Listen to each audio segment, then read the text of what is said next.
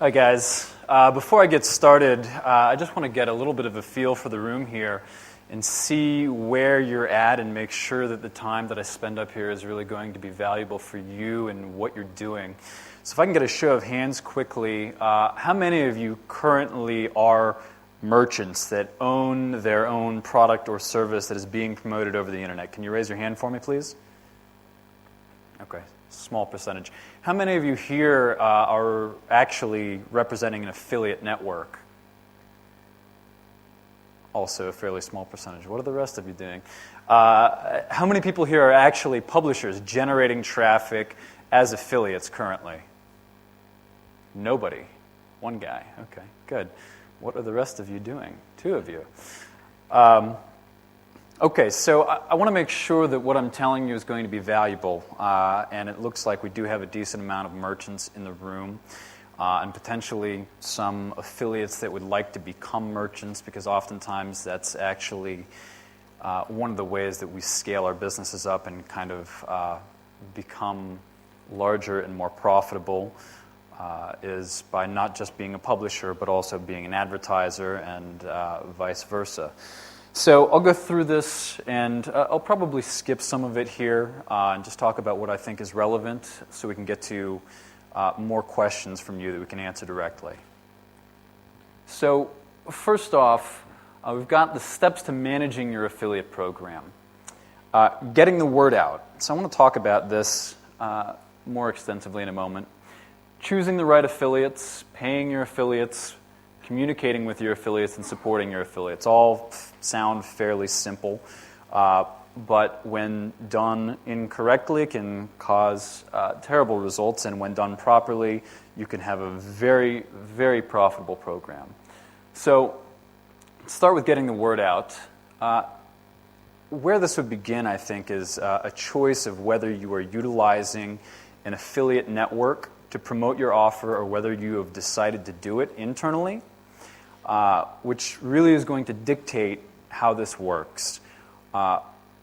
Generally speaking, I recommend utilizing an affiliate network or an agency of some sort that has experience within the business, simply because it allows you as the merchant to focus on what you're good at, and same thing with the affiliate network. They have leverage on their affiliate base. Oftentimes, because these people are running multiple programs with them, they're paying them large amounts of money for things that you as a merchant may not necessarily be involved in, and the relationship is probably better there. Now, if you decide to take on your own affiliate program internally, it's imperative that you understand what it's going to take to manage that.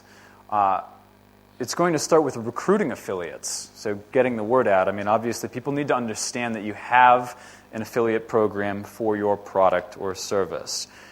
So you're going to have to be doing business development. You have to actually have staff that is going to go out and identify these affiliates and contact them, make sure they understand your product, service, value, etc., to join the affiliate program. This is no small task, as any affiliate network owner can tell you. Recruiting affiliates is tough, and it takes a lot of time. So one of the things that I would talk about here, once again, is that really use an affiliate network. I'm going to move on. So getting the word out, building a list of affiliate prospects. If you intend to do this internally, you have to go and find affiliates. Sending personalized email to them. You need to have personalized communications with these people. We've talked about it a couple of times already, that we live in a technology-based business here, but it's humans that are driving it. And if you're looking to recruit affiliates and get them excited about promoting your product, you need to be dealing with them on a one-on-one basis and understand what their needs are and how your program is going to provide a solution to those needs.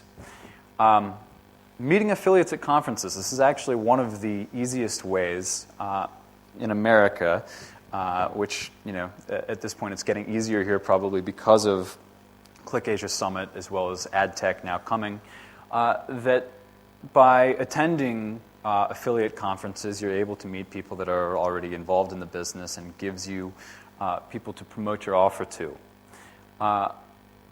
Beyond that, marketing discussions and forums, that's actually something that's very important. There's a lot of resources online where you can advertise your offer. Places like Wicked Fire is one that is full of affiliates. Many of them are probably search and media buying type of affiliates. So it depends on what sort of traffic you're looking for. And more than anything, it could be an easy way to get intelligence on what's happening within the market. As far as other ways to find affiliates, there's a lot of productions like Digital Moses, Adotis, that you can advertise in to gain exposure to your program. Public releases and participating in industry events, clearly those are options. Finding industry events here in India, obviously that's something that's just starting to get warmed up. And I think that more often than not at this point, the most effective way to do these things is going to be hunting down people online, identifying websites that probably are receiving traffic that relates to your product, and then looking to communicate with them directly if you are not using an affiliate network. So the second part of this is choosing the right affiliates, which is something that once you understand it is simple, but on the outset can be very tough for a rookie to affiliate marketing. One of the primary things that you have to consider is you are looking for quality over quantity. Just a couple of very large affiliates can probably deliver the vast majority of traffic that you're looking for, and oftentimes that is the case. Large affiliates will drive the vast majority of your business. Many times you'll have the bulk of affiliates are just filler, so to speak. Obviously, the aggregate of all of that can be very large, but quality over quantity is very important. Application process. This is something that was touched on earlier by Eric and a question that he was asked. How do you get into Neverblue, or how do you get into one of these CPA networks? And you'll find, if you're an affiliate, that this process has become extremely stringent in many cases. And in fact, for you as a merchant, it needs to be extremely stringent. You need to know who you are working with and where the traffic is coming from. There's a lot of garbage traffic out there. There's a lot of fraud. This actually, once again, is a very good reason why utilizing an affiliate network can be a great point of entry for a merchant, is because affiliate networks understand what to look for, how to weed it out, and really control what affiliates are able to get a hold of your campaign. So for you as a merchant, you need to make sure that first off you are communicating with a real person that is representing their company as it is, that it's not fraud. You need to actually do quite a bit of due diligence. Visit their site. Check the analytics on the site on compete.com or any other sites where you can actually see, is there traffic coming to the site that they're telling you that they want to advertise your product on? If not, you've got a problem, right? Making sure that you receive identification of this affiliate. Get a photocopy of their passport sent into you, and it must match all of the information that they've input into the system, so that you're verifying that you're actually paying the person that has signed up and is driving real legitimate traffic. Call the affiliate. I mean, this part seems obvious, but a lot of people that are new to the business, and especially because this is all digital, you see an application, you look at the website, oh, okay, this looks legit, and you approve them. It's really something that you have to watch out for. And these days, with the amount of fraud and how clever the people that are producing fraudulent leads are, you really need to keep tabs on this. And once again, a great affiliate network or merchant is going to be very much on top of these things. So know who you're working with and what they're doing. Very clear. Looking out for warning signs. Well-known domain and PO box or free email service. Depending on the tracking software that you utilize, if you have an affiliate tracking software, which we recommend that if you don't have one, that potentially you lease one of the softwares that's available that is very reputable. Many of these softwares will actually flag affiliates as they come in if they have any of these common traits of fraud. And because these licensed softwares are run across potentially hundreds or thousands of different affiliate networks and merchants, when people are rejected or removed due to fraud, it actually identifies that within the database and will notify you if these people have been blacklisted elsewhere, which is very powerful. Email doesn't match domain. Clearly, if somebody comes with a domain, college search for you is what they say there, promoting your offer, and it's a rocketmail.com email address, there's a disconnect there. If it feels fishy, it probably is. If the site is down or under construction, I feel like that's obvious. Affiliate first and last name inverted. This is in here simply because this is something that happens over and over again, oftentimes with these fraud affiliate counts. Questionable content. If you look at the site and the content doesn't quite make sense, it feels a little bit off in layout, or it's repetitive, once again, question the affiliate. And most of the time, as an affiliate network or a merchant that's on top of their game dealing with affiliates, you're more likely going to assume that an affiliate that has just signed up on your tracking system without some sort of a personal email or invite first may not be on the up and up. So you really do need to scrutinize them heavily. So having the right offer to the right affiliate, obviously that's going to create success. Finding affiliates that have traffic that matches your offer. Now, this goes back to recruiting affiliates. If you have a specific service or product that is going to be aligned with a website that's getting a lot of traffic, you need to go after those people. That's fairly simple. Consider affiliate site statistics, number of visitors, unique impressions, CTR, conversions. These are all things I would say just look at the analytics that you can find online easily with a service like compete.com and see how much traffic is this person getting, where is it coming from, who are the users that are visiting the site, and does that demographic match what you're trying to sell? Fairly simple. Various types of affiliates, we're going to skip that. The super affiliate. This is something that everybody kind of hears about, and most of us that have networks have these individuals or companies that produce, one company may produce what 1,000 other affiliates are able to produce together. Super affiliates are oftentimes not easy to get, which is another benefit of working with a network, is simply because they maintain relationships with these kind of individuals or companies already. We're going to move on from there. Paying your affiliates. This is something that's going to give a competitive advantage to a vendor if you have a model that allows for faster payment terms. Now, in America, most media buyers and high-volume affiliates that have to prepay for their media or don't have incredibly good terms on it are going to need to get paid more frequently to be able to scale up the traffic that they can drive for you.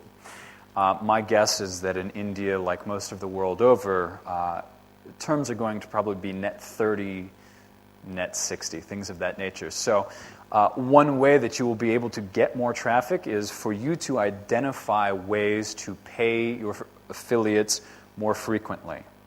Once again, this also potentially plays into working with an ad network. As Eric had mentioned initially, one of the values of an ad network oftentimes is the ability to float cash.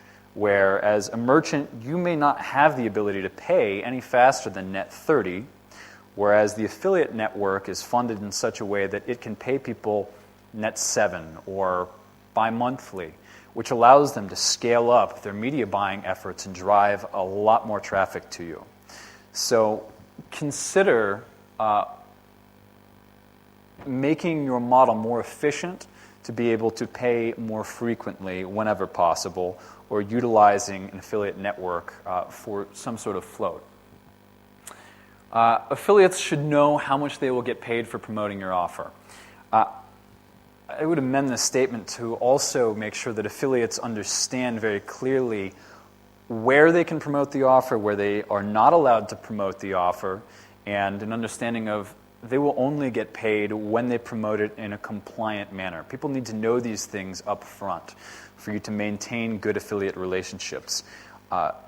Assuming that the affiliates are going to just simply take care of your offer and send just traffic that's going to be wonderful, unless you give them very specific guidelines, it's unrealistic. People are going to drive traffic. They're looking to make as much money as they possibly can. You need to provide the filters, tell them what they can and cannot do, and make sure that there's an understanding that if traffic is driven from placements that are not allowed, that people will not be paid for it. This is very important to make understood up front, right? And so clarity here. Understand how much people will get paid for promoting your offer, and if there are any contingencies to that. Are you going to remove bad leads? When do you remove them? All of these things are going to be very important for the strategy of a media buyer or an affiliate to generate that traffic and know what they're dealing with. You should know how much you need to sell to make a sufficient profit. This seems like a very simple statement, but I think a lot of people miss this. As we spoke of earlier, you need to reverse engineer this process. What is the margin that your company needs to run on to make the profit and make it worthwhile to invest the time and energy into your affiliate program? And reverse engineer that into what the conversion is actually worth. And if the two don't match up, you need to either figure out how to monetize your back end better, become a better merchant first, or cut your margins. Those are really the two options. Now, the last part is a revenue model that meets both your requirements as well as your affiliates is going to create a win-win situation. This is the balance that we're all looking for, which is we meet our margins as a merchant, and the affiliate meets their margins as a media buyer, or however it is that they're driving traffic. When you find that balance, it's a wonderful thing, because you'll probably end up getting traffic day in, day out for a very long period of time and build a long-term relationship where there is mutual trust. Oftentimes, to make this happen, there's going to need to be a greater level of transparency than most merchants will approach an affiliate program with at first. And over the years, I've found that more transparency is always better. And you'll gain the trust of your affiliates by being transparent. If you need to tell them, listen, this is our acquisition number, we have to hit this, and here's what we're able to pay to make that happen, people are going to be much more understanding of that result and why they are getting paid, what they are getting paid. So transparency is extremely important. So analyzing ROI, setting a high commission structure. Obviously, you need to constantly be making sure that you're generating a positive ROI, and you need to look at this on a very granular basis. I think many times today, people have talked about the word sub-ID. How many of you here know what a sub-ID is? Okay, so not too many of you. A sub-ID is generally what we refer to as where there may be one single affiliate that's driving traffic from 10 different sources. Each one of those sources would be a sub-ID. So maybe this affiliate is driving traffic from search, and one sub-ID comes from Yahoo search, one comes from Bing, one comes from Google. You'd ask them to pass that data through to you so you could analyze the relationship from sub-ID 1, 2, and 3 to their actual conversion. So Google search traffic may be much more valuable to you than Yahoo or Bing, but the only way to know that is to actually break out that traffic. It's the same thing with utilizing an affiliate network. If you're a merchant and you come to an affiliate network, for example, we are a Dish Network retailer. We utilize a couple of affiliate networks to drive traffic to us. We use a lot of very large emailers to drive traffic to us. And we enforce that every single one of our publishers pass sub-IDs. Now, if it's an affiliate network that is driving traffic through lots of different affiliates, you need to have sub-IDs attached to every single one of those affiliates. Because if one affiliate has driven 4,000 leads that did not turn into any sales, you can't contact them, yet the other sub-IDs are driving traffic at a lower volume that is very high quality, but getting completely washed out by the bad traffic, and you are not analyzing this separately. This is a way to have losses and oftentimes not a profitable affiliate program and quite a bit of frustration.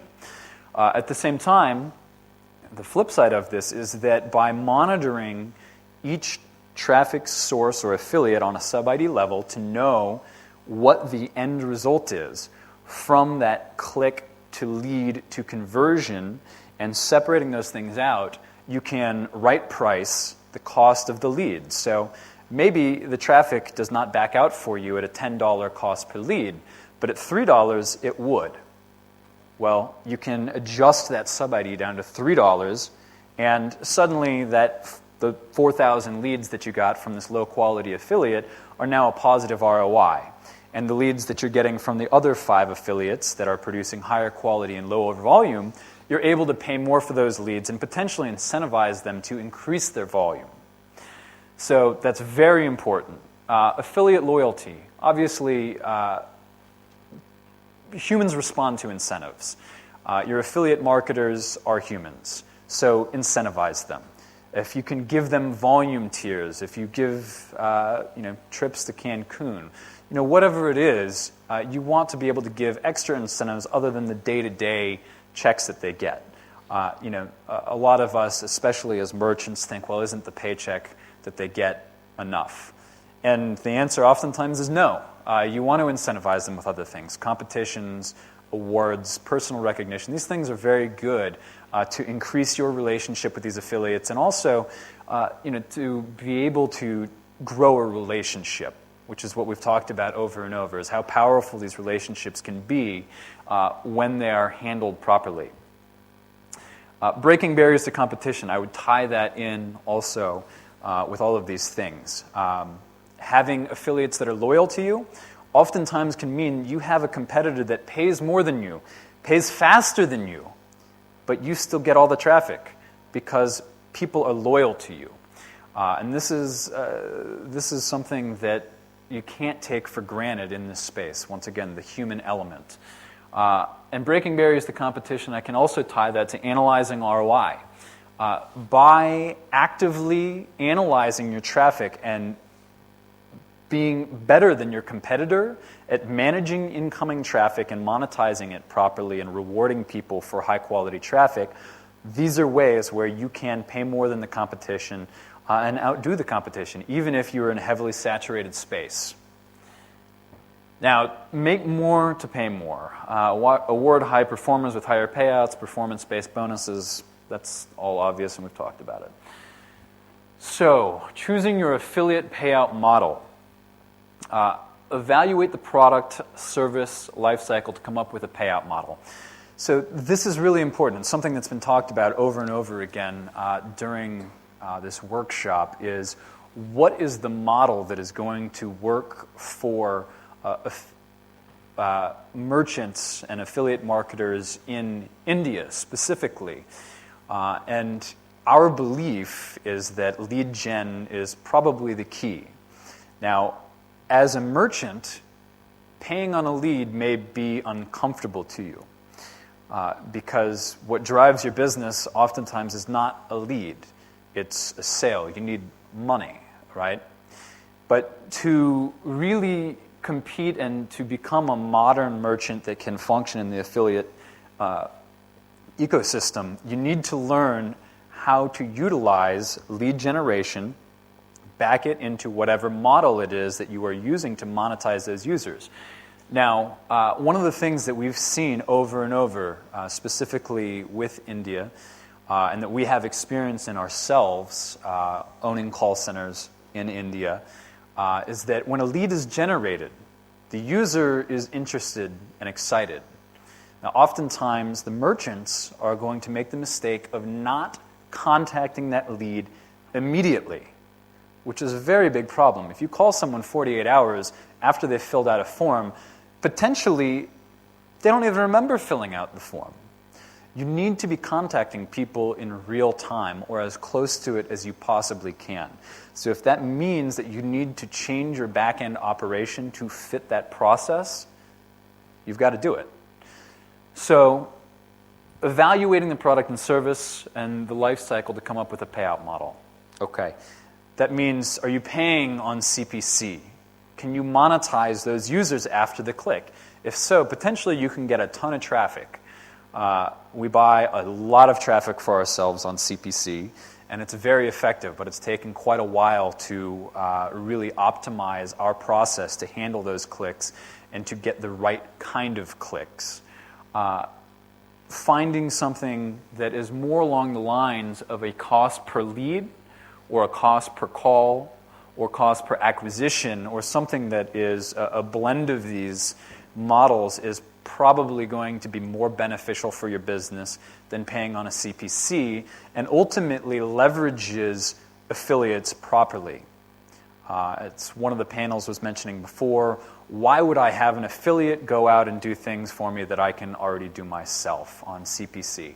Well, the reality is that if you're paying on a CPL and you have an affiliate that is an expert in a very small niche of finding traffic and generating it in a targeted manner to your site, where their cost for traffic is much lower than your cost if you're just going to Google or kind of the usual suspects for traffic, you don't really care what they're paying for the traffic. It doesn't matter because you've set your CPL, you know the return that you're going to get on it, and as long as those leads back out for you on the back end, then it's fine. It's simply an extension of what you're doing internally already. So we would urge you to move towards a CPL or a blended acquisition model and change your back ends potentially to accommodate that. Paying your affiliates. Payment frequency, once again, we've discussed this. The more frequently you pay your affiliates, potentially the more traffic you can get. It allows them to scale up their media buys faster. Minimum payment thresholds. This is important just from kind of a logistics and operations perspective. Affiliates need to know how much commissions they will generate prior to getting paid. This is what we call the payment floor, so to speak. So if affiliates aren't going to get paid until they've generated 1,000 rupees in commission, they need to know that up front, so they're not hassling you or they're not surprised when they don't get paid for 99 rupees commission. Payment structure, once again, CPC, CPL, whatever it may be that's going to really fit your model. Residual earnings is not something that we've discussed yet, and oftentimes in CPL affiliate marketing, it's not necessarily something that's used. Simply because you are aggregating that back-end value of the user, where there may be residuals, into the CPL right up front. If you have a revenue share model where you have recurring billing, it can be potentially a positive to share those recurring revenues with the affiliate and pay them less upfront and share that risk where they get a piece of the back end. For us as a merchant, as an affiliate network, we generally don't like to do that. We like to have harder metrics where this is what you get paid for the lead and move on. If the traffic quality is higher or lower, we adjust that cost. So it all really depends on your model as a merchant, though. How to make the payment. So payment method is a big thing, and potentially it helps in retaining affiliates. So having the ability to send checks or wire money or send it through PayPal, investigate these options. Now, unfortunately, I'm not educated on what would be available in the Indian market, but it's something that you need to research because some affiliates may just have a specific way that they want to get paid. So try and accommodate that whenever possible. So communicating with your affiliates. It's the key to relationship building and managing them. If you are managing affiliates internally, you're not having a network do this, it's really important that you have dedicated staff that does nothing but monitor and manage the affiliates and build relationships with them. We've said it again and again, but this is because it's important. If you don't want to hire people to manage relationships, if you are not interested in that portion of the business, once again, I would urge you, find a network that suits your model and let them specialize in the relationship management for you. Segment affiliates based on performance, history, and communicate accordingly. Once again, we're just talking about incentivizing the right people for good traffic. Use every method available. Obviously, you want to be able to extend your reach as far as possible, so find out how to utilize PPV affiliates, CPC affiliates, social media affiliates, and it's going to take a long time to get all of these channels, so it's more than likely best to start with what you know turns into high-quality leads and sales for you first, master that channel, and then continue to branch out. Once again, this is the value of an affiliate network where they potentially have already gone through this process with other merchants, identified what affiliates work with what products, and can manage these things for you. So in terms of communicating with your affiliates and really having a presence, blogging obviously can be a good thing, an insight into your own corporate culture and make you feel like real human beings and give people an understanding of what you as a business are doing. Email, obviously staying in touch via email goes without saying. One thing that has become very successful as of late for merchants and affiliate networks is utilizing Facebook and social media to promote their product and their company. So if you are looking to find affiliates to promote your product, I would advise you to set up a Facebook page for your business. And oftentimes setting up a Facebook page for your business and then integrating Facebook ads, targeting people on Facebook that have interest in affiliate marketing, getting them to like your page can start to actually get new affiliates coming in and start to generate more of a presence online. Now, forums, obviously being involved in forums where people are talking about affiliate marketing can be a great way to get your name out there. The forums, in terms of the value that you can get out of them, as a merchant, I haven't seen it so much.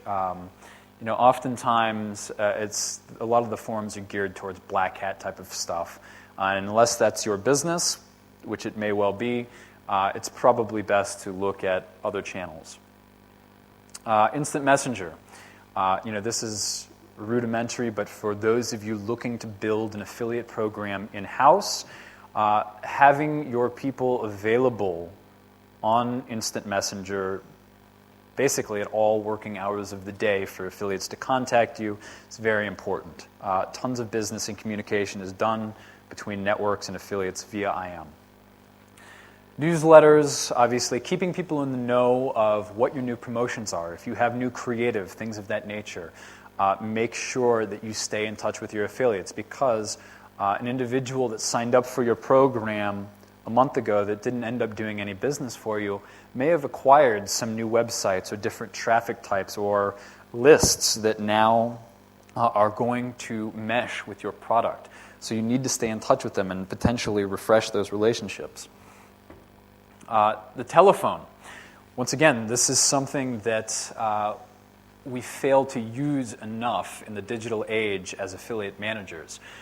We get stuck sending emails and IMs and forget to just pick up the phone and discuss things with people. Oftentimes, you can get a lot more done with a short phone call, and people appreciate the attention and kind of the break. Resource site. If you have the ability to develop a site that can help your affiliates with training material or intelligence and strategy on how they might be able to promote your site or get a hold of new traffic sources, can be a very important piece of growing your affiliate base, and particularly affiliates that are not super affiliates already, that may be smaller affiliates that you can develop by providing this sort of intelligence and training. We've discussed this. So if you intend to take on your affiliate campaign internally, you're going to need to have dedicated resources. Having in-house affiliate managers, account and campaign management, so people that essentially are dealing with the affiliates on a daily basis, making sure that their needs are met. Operations, making sure that if your advertisements are changing, if the promotion is changing, that all of that content is being updated in your site and the affiliates are receiving that information, so they are promoting whatever is most relevant and what is newest for your campaign, and making sure that the assets that they have that they're promoting your campaign with match your actual current marketing message. Having design. Once again, this is an interesting, it's a quandary, and it's oftentimes tough to justify having internal design if you're a merchant or sometimes even an affiliate network. It always seems like you either have too many designers or too few. So having internal design can be great. However, oftentimes we might recommend that you actually find a good place to outsource design. Or if you are working with an agency or an affiliate network, they will probably provide those services for you. Once again, that's recommended. Now, utilizing an affiliate network. Why would you use one versus doing it yourself? We've said it 100 times. The reach can be expansive. If you work with a company like Neverblue, for example, they've been in business for 7 years. They've gone through all of these pitfalls already. They know how to weed out affiliates. They have existing relationships. And in terms of recruiting and managing affiliates, potentially helping you to optimize your traffic and design and things of these nature, but it's a very collaborative relationship where working with your affiliate network, you have to trust them, you must be close with them. And you, as a merchant, really need to be transparent with the affiliate network in terms of what are your marks, your goals in terms of ROI, volume, all of these things, so they're able to properly manage your campaign. I've seen it 1,000 times where communication between a merchant and an affiliate network is not very strong, or one of the two is a black box and not really being transparent about where does the traffic come from or what is your mark, right? To have a fair, balanced, long-term relationship, both parties have to have transparency, and I would urge you, if you are looking for an affiliate network, that you find one that offers that type of transparency. An external agency. Obviously, there's lots of traditional agencies that also have interactive arms. There are OPMs that are essentially outsourced program management companies where you can hand over the vast majority of your affiliate program to them and simply process sales. There are a lot of opportunities to outsource affiliate management and not take it on internally. Obviously, to make the decision here, you need to understand what is the cost of the OPM versus the cost of doing these things internally. Is it going to cost more to give an affiliate network your campaign and have them charge whatever their commission fee is, that cut in the middle, or are you better off just going directly to the affiliates? Merchants that are operating on slim margins where there may not be an easy balance to go through an affiliate network that takes 15 to potentially 20% margin on the affiliate. If your product will not back out with 15 to 20% margin taken between the media buy and yourself processing it and paying out, those are scenarios where you may have to look to recruiting affiliates and managing the program internally. Now, the last part of this, support and technology resources, I want to tie this in with the tracking that Kapil had mentioned before. There are a lot of tracking programs that are out there and available that you do not have to go build. They started around, actually some of them are even free. Has offers, for example. The better solutions are going to cost money, obviously, but you can lease a very robust solution to track clicks, leads, conversions, that houses all of your creative, that manages affiliate applications, all of these sort of things for around $1,500 US a month. So rather than building it internally, oftentimes it may be easier to lease it. Now, if you are a large merchant, you have the financial capability to do this and a reason to do it, building an internal solution oftentimes can make sense, because trying to adopt a tracking program that was not necessarily made to measure for your business and squeezing it to work for you may not be the right way to do it. Sometimes it is better to custom tailor your own solution. So, enhancing your affiliate marketing program. Once again, these are things that feel rudimentary, and once again, I think they're basic things that if you practice them, oftentimes you can be very successful and scale your business. So, replicate your success model. So, once you have developed a model that is successful, try and identify ways that you can use that same model and apply it to a different product or service.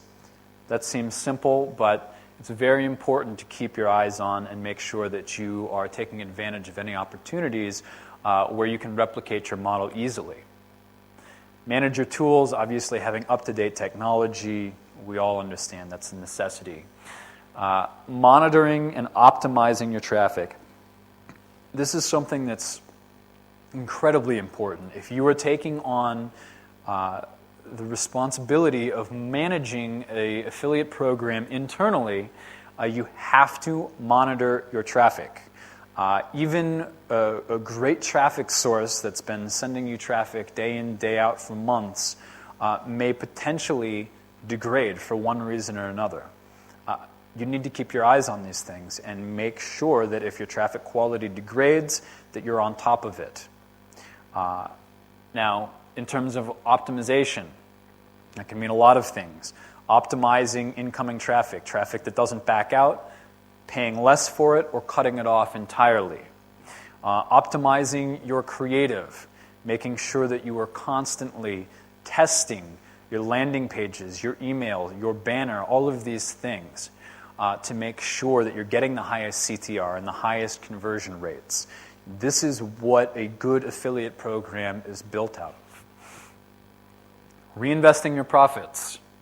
Obviously, taking your profits and reinvesting them into building another product that you're seeing is complementary to your model.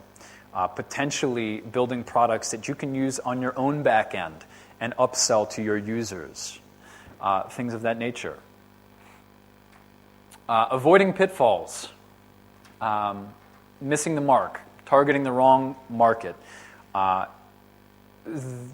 This is important in that you need to know who is your user, communicate that to the affiliate, and make sure that you are targeting traffic properly. Not all traffic is good traffic. We all know that. There's tons of garbage traffic out there. This is why the rest of this process is very important to make sure you're working with the right people that have the right traffic. Ineffective sales funnel. This is something that I have seen over and over and over with merchants that are new to internet marketing, is a lack of understanding of conversion once that lead has been brought to your front door, so to speak. You need to optimize that funnel, and you need to have technology that monitors what are the users doing when they're going down the funnel, how far are they making it, and optimize it. Do you need to change the way that the user flows through the process to sale? Do you need to change your content? There's a lot of things that are involved in the sales funnel, and you need to make sure that you are clearing any inefficiencies. Non-converting landing pages. This is something I've seen 1,000 times once again. If your landing page is not converting as well as your competitors, you need to fix it. Outsourcing design work for new landing pages is not expensive. It's very easy to do. I would highly recommend that you always have multiple landing pages being tested constantly. Inadequate follow-up. This is something that I've seen as a huge pitfall that connects back to what we've said over and over, which is affiliate marketing is really a personal thing. If you are failing to communicate and follow up with your affiliates, if they've made a request for new creative or a different size of creative or a landing page that fits their traffic type, and you fail to provide these resources, you're going to see attrition with your affiliates. People will not continue to promote your product. And if they do, you're probably not getting their top-tier traffic. So you need to make sure to constantly engage your affiliate base. Failure to monetize. This is massive.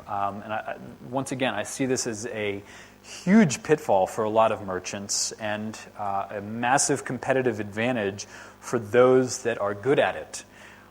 Just because you are promoting a singular product and buying traffic for it does not mean you can't take that traffic and advertise other complementary offers. For example, we are the largest online retailer in North America for Dish Network.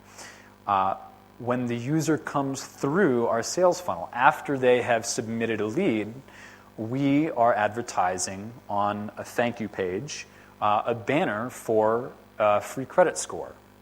The two are tied together because our Dish Network users have to have a certain credit score to be able to be approved for Dish Network. So there's a relationship there. It's a relevant offer to our user, and it's valuable to them to know what their credit score is. So we're actually able to generate potentially 30 cents to 50 cents per user by serving an ad on our thank you page. Many merchants fail to do this. Autoresponders. So first off, who here knows what an autoresponder is? Raise your hand. Okay. So many of you do not. This is something that is absolutely invaluable as a merchant, and you absolutely must implement it. An autoresponder is essentially an email that is going to go out to your user the second that they have submitted their data, right? The cost of autoresponder systems is very minor, and the results that you can get from it are absolutely massive. Now, in your autoresponders, obviously, the first thing that you want to promote is your own offer. Make sure that you're catching any individuals that maybe fell off after they submitted their lead data. You want to be able to collect as many of those users as is possible. Now, looking at also monetizing your data, where potentially many of these users don't convert into an end sale. Well, you've already collected that data, and so long as your privacy policy is set up properly, where you've notified the consumer that you are going to be responding to them with commercial email messages, you can set up autoresponders to go out sending relevant offers to this user base. You could potentially bring in tens of thousands of dollars that you are not seeing otherwise simply by setting up an autoresponder system. This is very light tech work. Setting up the content, all of these things is very simple. yet many people fail to do this. I skipped back, I believe.